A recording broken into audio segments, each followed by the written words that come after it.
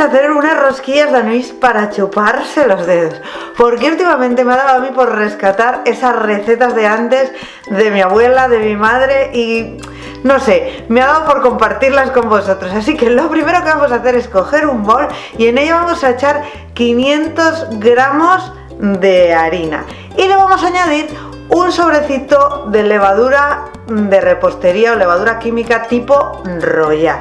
Vamos a remover un poquito y abrir como una especie de volcán en el centro y ahí le vamos a añadir 3 huevos batidos, 100 mililitros de aceite de girasol, 150 gramos de azúcar, 6 cucharadas de anís, de licor de anís, de la Asturiana, Maribrizar, el que vosotros os guste, la marca ya, eso va a vuestro gusto.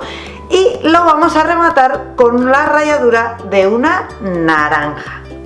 Ya tenemos todos los ingredientes y ahora con ayuda de una cuchara de madera o de una espátula de madera vamos a empezar a remover hasta que los ingredientes líquidos se integren bien en los ingredientes secos, en la harina. Y una vez que ya veamos que es manipulable, vamos a meter las manos dentro del bol y a comenzar a amasar. Ya sé que me vais a decir que tengo las uñas pintadas, porque yo sé que en algún vídeo la gente me dice, pero ¿cómo amasas con las uñas pintadas? Esto es permanente, no se va a caer, me las pinto permanente. Si no os las pintáis permanente, si lo hacéis vosotros en casa, os ponéis unos guantecitos para amasar o os los pintáis después de hacer las rosquillas, porque no debemos de correr el riesgo de que la pintura se nos caiga en la masa. Dicho esto, seguimos amasando y cuando la masa se despegue de las paredes de la fuente, lo que hacemos es echarlo sobre una superficie y vamos a seguir amasando durante 10 minutos hasta conseguir una masa fina que vamos a tapar y a dejar reposar durante 2 horitas. Pasadas las 2 horas vamos a formar nuestras rosquillas.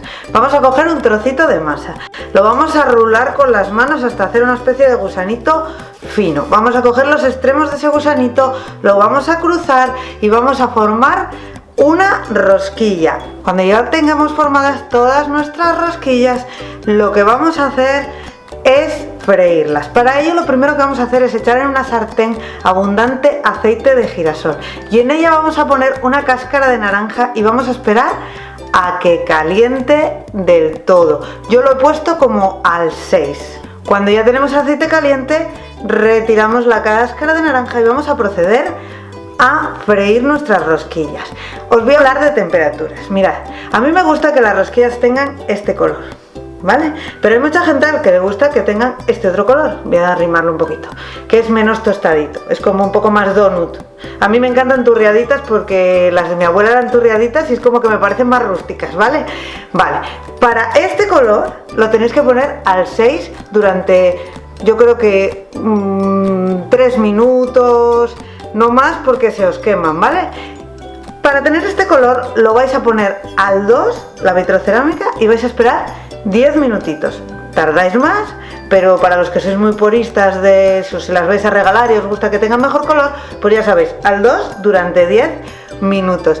Y vamos a freírlas todas. Una vez que las tenemos fritas todas del color que más nos gusten, más turriadinas o menos turriadinas, lo que vamos a hacer es echarlas en una fuente con azúcar y rebozarlas bien con el azúcar para darles ese aspecto que tienen las rosquillas de la abuelita.